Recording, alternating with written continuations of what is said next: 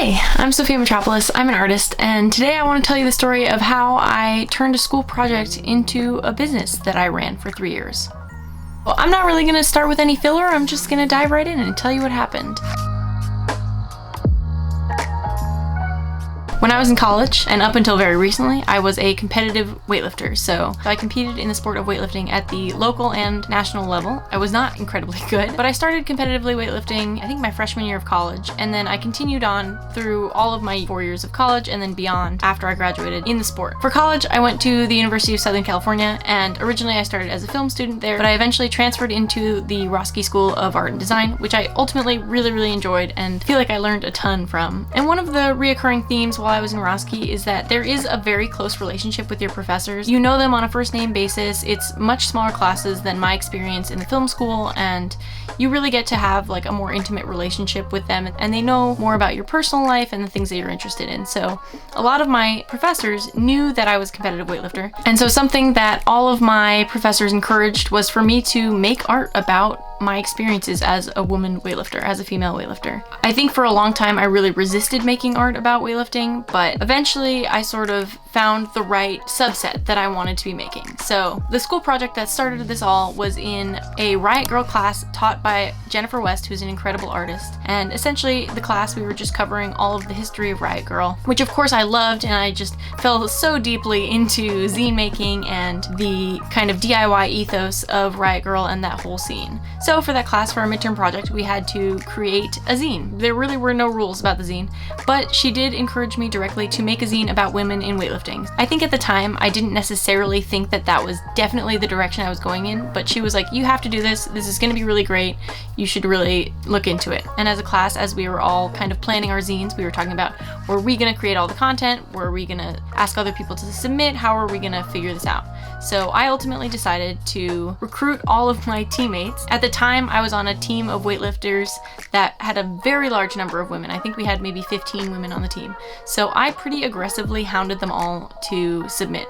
Some of them were very willing to submit, and I didn't even have to nag them at all. And others, I literally showed up with markers and paper to the gym to just ask them to write anything about weightlifting, anything about their experiences, anything about what it's like to be a woman weightlifter. And so from there, Snatch Zine was born. And that was the first iteration, and I named it Snatch Zine #1 because I knew that there was going to be more. I printed it on this hot pink paper, and I just was obsessed with it immediately. So after I made my first zine for the class, we presented it for the midterms, and I posted about it on my personal Instagram, and then I think I also posted about it on the Olympic weightlifting subreddit. And I had put it up on Etsy. So between posting it on Instagram and posting it on Reddit, I got 75 orders from my Etsy shop, which I was not expecting at all. And I basically went into overdrive during my spring break and spent my entire spring break printing and cutting these zines. So everything was printed at school or at Staples, and I hand cut the bleeds and I hand stapled them all. It was a very tedious process, but I had so much fun doing it. So I mailed them out after printing them all during my spring break, and I pretty much thought that was it. I thought that was the end of what the plan was, and I was a senior in college, and I finished up my senior year and I graduated, and I didn't really plan on continuing to make anything for Snatch Magazine. It had existed and I made it, and I was proud of it and I loved it, but I didn't really know where I was going to go from there. So after I graduated, I went up to Pilchuck Glass School for the first time, where I was so inspired by all the artists and the creators around there that I pretty much just absorbed everything. And Pilchuck Glass School is basically like a summer camp for adults, where you go, if you're a glass artist especially, you go to learn glass techniques and be in the glass community. And I went up as a staff. I wasn't and still am not a glass blower, but I got to be around those artists and learn from them. And something really special about Pilchuck is that every day during lunch there is a slides presentation where the teachers of each of the classes gives a presentation on their work and their backstory. And it's an incredibly inspiring and really great learning opportunity for everybody involved, and I just tried to absorb everything. And there was one day during slides where I was taking notes in my little moleskin, and I drew this little picture of this Venus body with a weightlifting belt on. And this had come from a point of pressure for me as a weightlifter, and something that I think a lot of women in the sport of weightlifting deal with, which is when you put on a weightlifting belt, there's like fat that spills over. There's fat on the top and there's fat on the bottom, and it's such a small physical change, but everybody's self-conscious about it. And so I just kind of thought about how I could reclaim this and it just clicked in that moment. And I did this drawing, and I spent the next 6 months learning how to use Illustrator and vectorize this image. 6 months after I did that drawing, I released the first sticker of Girl Guts. I printed it on holographic paper, and I bought 30 stickers and I posted them on Instagram, and I sold out immediately. So I invested $36 and I sold the 30 stickers. They were $1 a piece. I think I sold them for $4 a piece maybe, and that bought the next batch of stickers. And that's really where it all began. Because I had kind of started this conversation from Snatch Magazine, and I was a competitive weightlifter, and my following was really following me because I was a competitive weightlifter. It was other weightlifters, like that was my audience. People really resonated with that. And basically, I went into overdrive. I met with a bunch of different people and got a lot of different advice, and I tried to figure out what it is my next step would be. And ultimately, I decided that I had a couple of ideas that I was going to work on, and I just developed maybe 6 stickers all in one. So by February, maybe 4 months from then, I had created my first launch. So I did the first issue of what later became an annual Valentine's Day issue called A Love Letter to the Iron Game.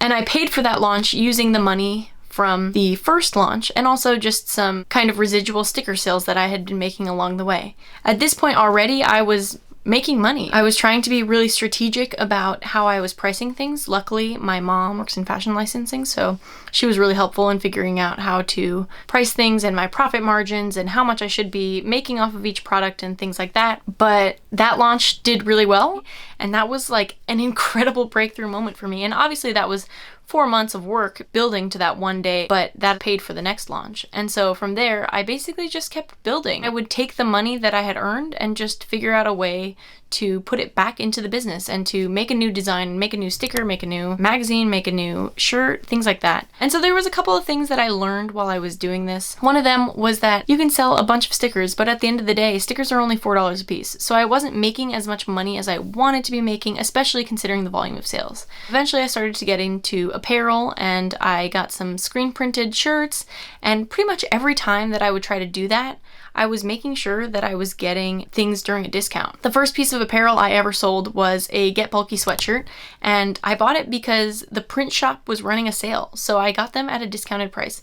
So I was able to afford to buy the inventory ahead of time, and basically it just grew from there. I really attribute the success of the magazine. When I say the magazine, I refer to Snatch Magazine as the brand. So the magazine itself, even though it was the name of the business, was not actually the central part of the business, if that makes sense. I think the driving force for my business was Instagram. But basically, I just kept running it as a side hustle alongside everything else I did in my life. So I was still competitively weightlifting. I had a full-time day job, and then eventually I left that job and I picked up 2 part-time jobs. So I was working on the magazine plus weightlifting.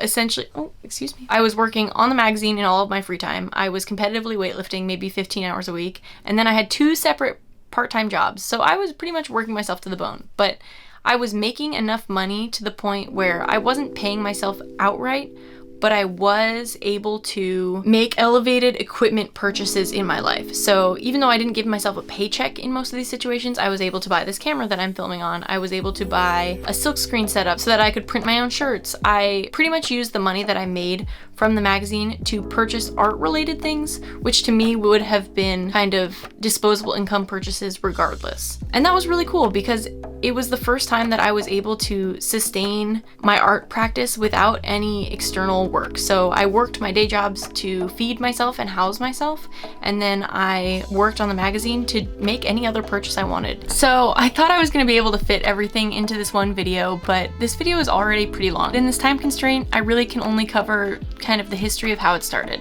So we'll call this video part 1, and in part 2 of this video, I will go over some of the things like why I think it worked, why I think I was ultimately able to grow an audience and grow profit during my running of the business, the stuff I liked, the stuff I didn't like about running the business, and then kind of my warnings and advice for if you're gonna go down this path yourself, what I would suggest having done it already. So if you have any specific questions, please leave them down in the comments. And if you enjoyed this, if you appreciate this, and you want to support me, I don't have a store anymore, so you can't buy physical product from me, but you can support me on Patreon, which is in the link in the description. Thank you so much for watching. I look forward to seeing you next time when we talk more about Snatch Magazine and how I started my business in part 2.